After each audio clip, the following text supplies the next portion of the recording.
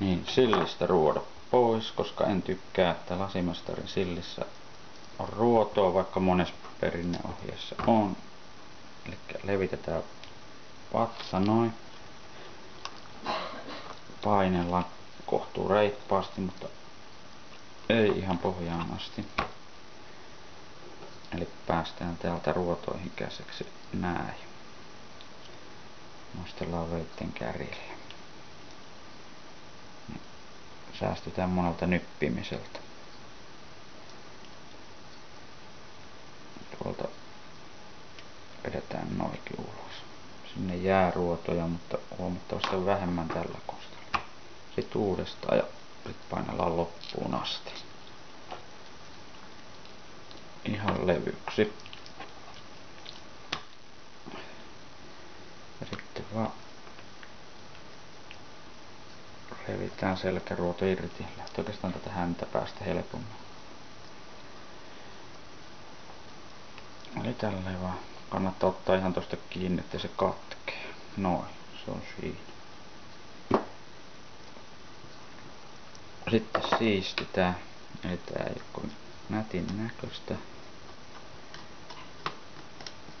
Heitten terällä tuolta voi leikata nuo reunat suoriksi.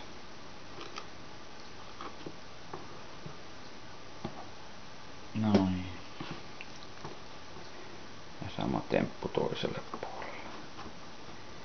Sitten toi ruskee pois.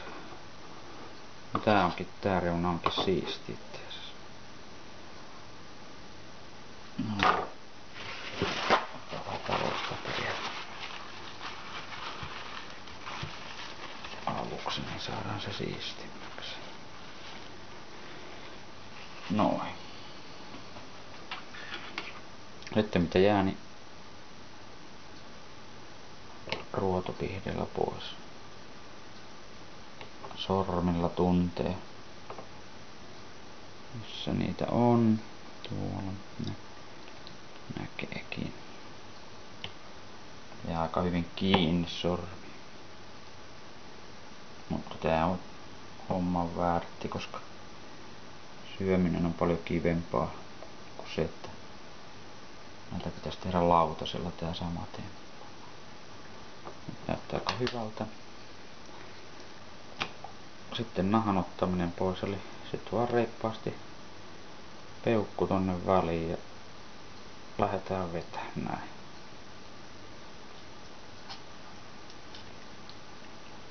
Jos liottaa liian kauan, niin tässä vaiheessa tulee ongelmia, kun tää pehmenee.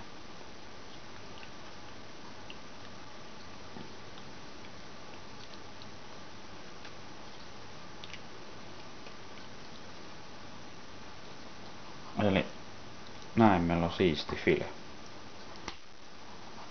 Sama juttu toiselle kyljelle ja toiselle kalalle.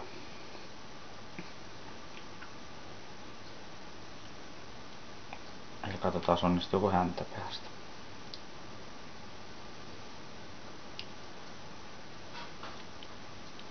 Ei kovin siistin näköistä hommaa, mutta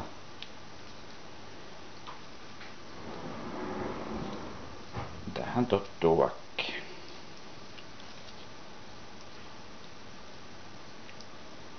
Tässä rupeaa jo vähän repeillä, että joskus käy silleen, että repee. Oikeastaan se on helpompi, kun aloittaa tosiaan tuolta paksummasta päästä.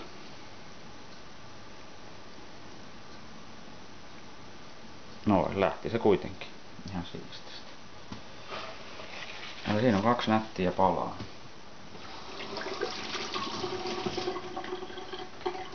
Vähän käsien huuhtelua väliin. Sitten tää onkin helppoa. Tästä vaan valmista palaa. Tää on ihan sama systeemi, jos tekisi venäläisen sillilautasen, niin näin ne sillit putsottais. Eli ei tarvitse pelätä kokonaisen rasvasillin käsittelyä, se on ihan helppo homma. Ja tässä vaiheessa tekee mieli syödä aina kuormasta.